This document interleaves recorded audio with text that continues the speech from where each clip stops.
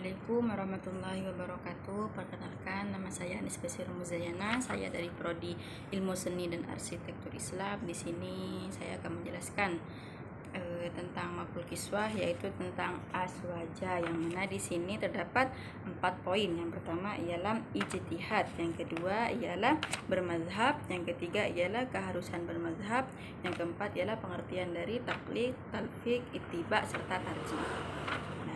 Pertama, di sini kita akan menjelaskan tentang ijtihad. Poin yang pertama ialah tentang ijtihad. Apa itu ijtihad? Ijtihad ialah upaya maksimal yang dilakukan oleh seorang ulama yang kompeten untuk menemukan hukum suatu masalah yang belum terdapat penjelasan secara eksplisit dalam Al-Quran dan hadis. Dengan kata lain, ijtihad ialah proses berpikir mendalam dan cermat untuk mengeluarkan hukum baru berdasarkan dalil-dalil umum yang ada.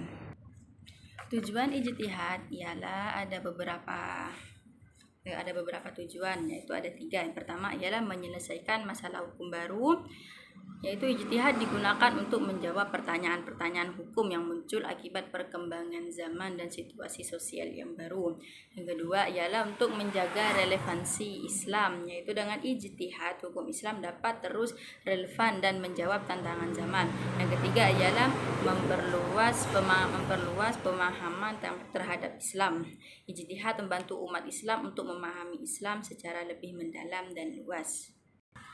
Kemudian orang yang melakukan ijtihad disebut mujtahid. Adapun syarat-syarat menjadi mujtahid yaitu ada beberapa.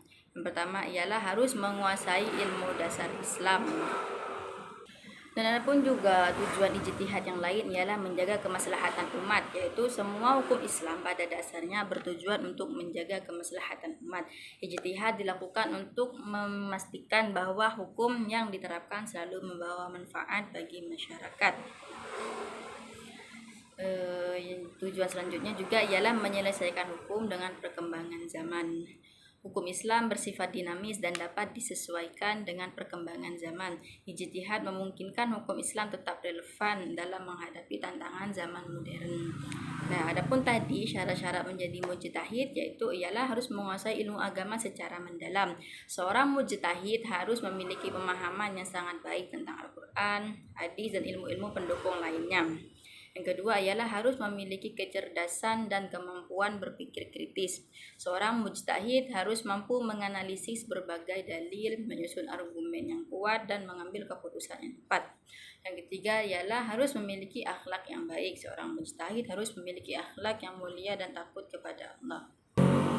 Poin yang kedua ialah tentang bermazhab.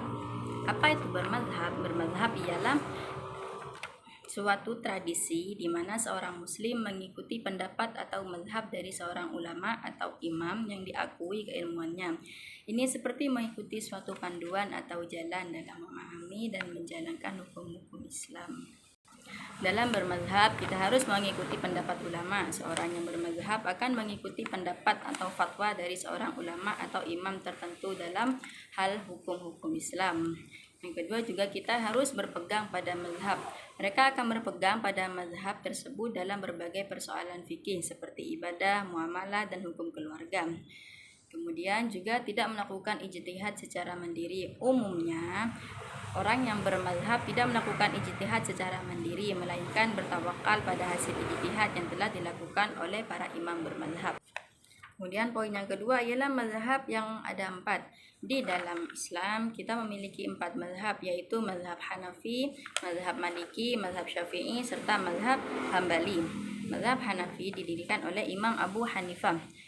Mazhab Maliki didirikan oleh Imam Malik bin Anas. Mazhab Syafi'i didirikan oleh Imam Muhammad bin Idris Syafi'i. Mazhab Hambali didirikan oleh Ahmad bin Hambal. Kemudian kita ke mazhab yang pertama ialah mazhab Hanafi. Mazhab Hanafi pendirinya ialah Imam Abu Hanifah. Karakteristik dari mazhab ini ialah dikenal dengan pendekatan yang lebih fleksibel dan rasional dalam interpretasi hukum. Mazhab ini juga memperhatikan aspek sosial dan ekonomi dalam hukum Islam.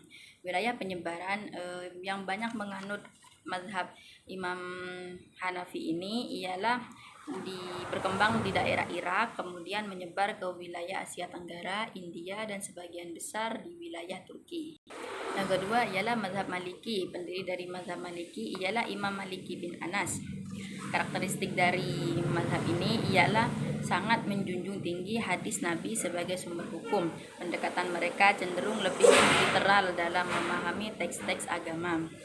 Wilayah penyebaran yang mengikuti mazhab Maliki ini ialah berawal berkembang di Madinah, kemudian menyebar ke wilayah Afrika Utara, Spanyol, dan sebagian wilayah Timur Tengah. Yang mazhab yang ketiga ialah mazhab Imam Syafi'i. Pendiri dari mazhab Syafi'i ialah Imam Muhammad bin Idris Syafi'i. Karakteristik dari mazhab ini ialah menyatukan antara pendekatan hadis yang kuat seperti mazhab Maliki dengan metode ijtihad yang lebih luas seperti mazhab Hanafi. Mazhab Syafi'i memiliki salah satu mazhab yang paling banyak pengikutnya di dunia Islam. Wilayah penyebaran yang mengikuti mazhab Imam Syafi'i ialah tersebar luas di seluruh dunia Islam, terutama di kawasan Asia Tenggara, Timur Tengah, dan Afrika. Kemudian selanjutnya ialah mazhab Hambali. Pendiri dari mazhab Hambali ialah Imam Ahmad bin Hambal. Karakteristik dari mazhab ini ialah sangat menekankan pada Al-Quran dan hadis sebagai sumber hukum yang utama dan tidak mudah menerima pendapat yang bertentangan dengan teks-teks agama. Wilayah yang mengikuti mazhab ini ialah berkembang di daerah Baghdad, kemudian menyebar di wilayah Arab Saudi dan sebagian besar di wilayah Timur Tengah. Perbedaan antara keempat mazhab ini terletak pada cara mereka dalam memahami dan menginterpretasikan dalil-dalil agama. Perbedaan ini muncul karena berbagai faktor seperti perbedaan lingkungan sosial, budaya, dan juga perbedaan dalam memahami metode ijtihad. Meskipun demikian, semua mazhab sepakat pola prinsip-prinsip dasar Islam.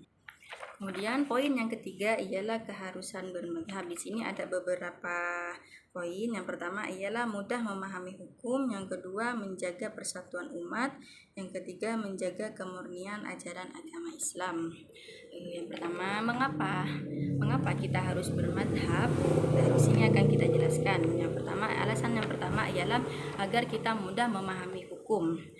Kompleksitas teks agama Al-Quran dan hadis sebagai sumber hukum Islam memiliki banyak ayat dan hadis yang memerlukan penafsiran yang dalam, serta juga untuk meredakan tentang perbedaan pendapat. Para ulama memiliki pemahaman yang berbeda-beda terhadap teks-teks tersebut sehingga muncul berbagai pendapat atau ijtihad. Kemudian yang selanjutnya ialah menjaga kesatuan umat. Standarisasi pemahaman. Dengan bermazhab, umat Islam memiliki pemahaman yang relatif sama tentang hukum-hukum Islam sehingga mengurangi perbedaan pendapat yang dapat menimbulkan perpecahan. Yang kedua ialah mencegah kesalahpahaman, memberikan kerangka yang jelas dalam beragama sehingga mengurangi kemungkinan terjadinya kesalahan dalam memahami dan mengamalkan ajaran Islam. Kemudian menjaga kemurnian ajaran agama Islam. Di sini ialah agar menghindari dari bid'ah. Mazhab membantu kita untuk membedakan antara ajaran Islam yang benar dengan bid'ah. Yang kedua ialah menjaga akidah. Mazhab juga berperan penting dalam menjaga kemurnian akidah umat Islam. Poin yang keempat ialah ada taklid, talfiq, ittiba, serta tarjih. Apa itu taklid? Taklid ialah istilah dalam Islam yang mengacu pada tindakan mengikuti pendapat atau pandangan seseorang, terutama seseorang ulama atau imam tanpa melakukan kajian mendalam terhadap dasar-dasar hukum atau dalil yang mendasari pendapat tersebut. Sederhananya, taklid adalah tindakan menerima begitu saja pendapat orang lain tanpa mempertanyakannya. Mengapa orang melakukan taklid? Yang pertama ialah untuk kemudahan. Tidak semua orang memiliki waktu, pengetahuan, atau kemampuan untuk memahami semua aspek hukum Islam. Taklid menawarkan jalan pintas untuk mengetahui hukum suatu perkara. Yang kedua ialah kepercayaan terhadap ulama. Banyak orang percaya bahwa ulama memiliki pengetahuan yang lebih mendalam tentang agama dan mampu memberikan fatwa yang benar. Yang ketiga karena tradisi. Taklid telah menjadi tradisi dalam masyarakat Islam selama berabad-abad. Jenis-jenis taklid ada dua. Yang pertama taklid mutlak, dan yang kedua taklid bersyarat. Taklid mutlak ialah mengikuti pendapat ulama tanpa syarat dan tanpa mempertanyakannya sama sekali. Yang kedua ialah taklid bersyarat, yaitu mengikuti pendapat ulama dengan syarat bahwa pendapat tersebut tidak bertentangan dengan dalil yang jelas dari Al-Quran dan Sunnah. Yang kedua ialah talfiq. Apa itu talfiq? Talfiq ialah istilah dalam fikih yang berarti mengambil atau mengikuti suatu hukum tentang suatu peristiwa dengan mengambilnya dari berbagai mazhab. Secara harfiah, talfiq berarti menyamakan atau merapatkan dua ujung barang yang berbeda. Dalam konteks agama Islam, talfiq berarti menggabungkan pendapat-pendapat dari berbagai mazhab dan dalam suatu masalah hukum. Misalnya, seseorang bisa mengikuti pendapat Imam Syafi'i dalam masalah wudhu, tetapi mengikuti pendapat Imam Hanafi dalam masalah salat. Ulama berbeda pendapat tentang boleh tidaknya bertalfiq. Sebagian ulama membolehkan talfiq dalam kondisi tertentu, seperti ketika ada perbedaan pendapat yang kuat antara mazhab dan tidak ada dalil yang jelas untuk memilih salah satu pendapat. Sebagian ulama lainnya melarang talfiq karena dapat menimbulkan kebingungan dan ketidakpastian dalam hukum Islam. Secara umum, talfiq tidak dianjurkan dalam praktik keagamaan. Sebaiknya seorang memilih satu mazhab dan konsisten mengikutinya dalam semua masalah hukum.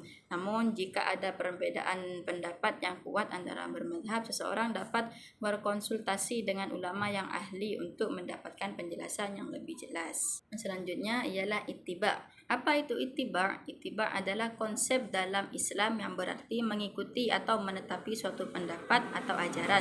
Secara lebih spesifik, ittiba mengikuti pada tindakan seorang muslim dalam mengikuti pendapat seorang ulama atau mujtahid yang dianggap memiliki pemahaman yang mendalam tentang agama.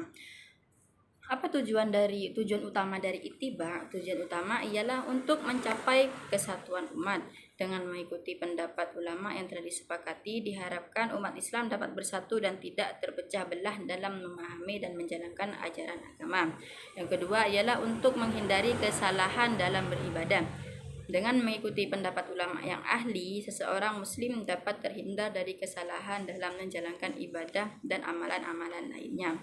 Yang ketiga ialah mempermudah pemahaman agama. Adanya berbagai macam pendapat dari para ulama dapat membingungkan bagi orang awam. Dengan ittiba, seorang muslim dapat lebih mudah memahami dan menjalankan ajaran agama karena hanya mengikuti satu pendapat yang dianggap paling kuat. Apa perbedaan antara ittiba dan taklid? Ittiba ialah mengikuti pendapat ulama dengan mengetahui alasan dan dalilnya. Sedangkan taklid ialah mengikuti pendapat ulama tanpa mengetahui alasan dan dalilnya. Adapun jenis-jenis ittiba ada dua. Yang pertama ialah ittiba mutlak, yang kedua ittiba qiyasi. Ittiba mutlak ialah mengikuti pendapat seorang ulama dalam semua masalah tanpa kecuali. Ittiba qiyasi ialah mengikuti pendapat seorang ulama dalam masalah-masalah tertentu berdasarkan pertimbangan rasional. Hukum dari ittiba sendiri ialah sunnah atau dianjurkan. Namun dalam kondisi tertentu ittiba menjadi wajib, yaitu ketika seseorang tidak mampu untuk berijtihad sendiri. Jadi kesimpulan dari ittiba ialah ittiba merupakan konsep yang penting dalam Islam. Dengan memahami dan mengamalkan ittiba, seorang muslim dapat lebih dekat dengan Allah dan menjalankan ajaran Islam dengan benar. Poin yang terakhir ialah tarjih. Apa itu tarjih? Tarjih ialah istilah dalam ilmu usul fikih yang berarti pemilihan atau pengutamaan salah satu dari dua atau lebih dalil yang tampak bertentangan untuk menentukan hukum suatu perkara. Sederhananya, tarjih adalah proses memilih dalil yang paling kuat dan relevan untuk dijadikan dasar hukum. Kenapa kita perlu tarjih? Dalam Islam terdapat banyak dalil yang bersumber dari Al-Quran, hadis, ijma' dan qiyas. Kadangkala dalil-dalil ini seolah-olah bertentangan satu sama lain. Untuk mengatasi hal ini, para ulama mengembangkan metode tarjih. Apa tujuan dari tarjih ini? Yang pertama ialah menentukan hukum yang benar. Dengan memilih dalil yang paling kuat, diharapkan dapat diperoleh hukum yang paling benar dan sesuai dengan maksud syariat. Yang kedua ialah untuk menghindari perbedaan pendapat. Tarjih berusaha untuk menyatukan pendapat para ulama sehingga tidak terjadi perselisihan yang berkepanjangan. Adapun proses-proses dari tarjih ialah ada beberapa langkah. Yang pertama ialah identifikasi dalil-dalil yang bertentangan. Langkah pertama adalah mengidentifikasi semua dalil yang terkait dengan suatu masalah dan melihat apakah ada pertentangan di antara dalil-dalil tersebut. Kemudian yang kedua, menilai kekuatan masing-masing dalil. Setiap dalil dinilai kekuatannya berdasarkan beberapa faktor seperti kualitas sanad, derajat teks, konteks, serta pendapat ulama. Yang ketiga ialah memilih dalil yang paling kuat. Setelah semua dalil dinilai, dipilihlah dalil yang dianggap paling kuat dan relevan untuk dijadikan dasar hukum. Contohnya, ada dua hadis yang tampak bertentangan tentang hukum sholat Jumat. Hadis pertama mengatakan bahwa sholat Jumat adalah wajib bagi laki-laki, sedangkan hadis kedua mengatakan bahwa sholat Jumat adalah sunnah. Dengan menggunakan metode tarjih, para ulama akan mencoba untuk menilai kedua hadis tersebut dan memilih hadis yang dianggap lebih kuat sebagai dasar hukum. Jadi kesimpulan dari tarjih ini ialah tarjih ialah metode yang memiliki dalam ilmu usul fikih. Dengan memahami konsep tarjih, kita dapat lebih memahami bagaimana para ulama menentukan hukum suatu perkara. Cukup sekian yang dapat saya jelaskan, kurang lebihnya saya mohon maaf sebesar-besarnya. Wassalamualaikum warahmatullahi wabarakatuh.